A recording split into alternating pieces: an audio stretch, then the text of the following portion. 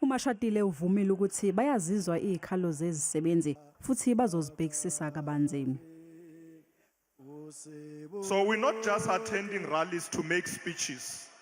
Masibuyele emuva siyohlala phansi ama official ANC and say these are the issues that the workers are raising. We discuss them and come up with solutions.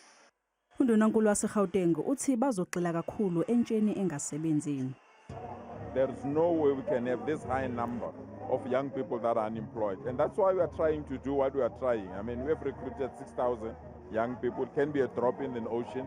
Next week, we are announcing 6,000 young people that are going to be trained just to put solar panels.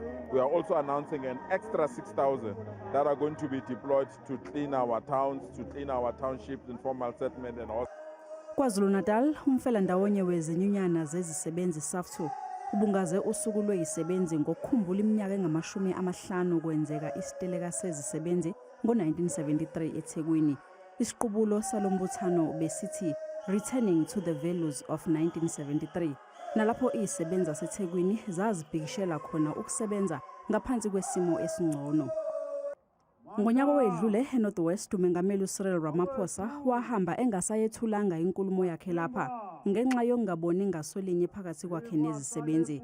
Kulonyaka izisebenzi beziphume ngothi lwazo futhi kuqhuquzelwe ukuthi izisebenzi ziqhubeke nokubungaza lolu suku. Firstly, workers must continue to celebrate May Day. It's their day. It's not just a day for South African workers. It's a day for workers of the world. They fought for this day.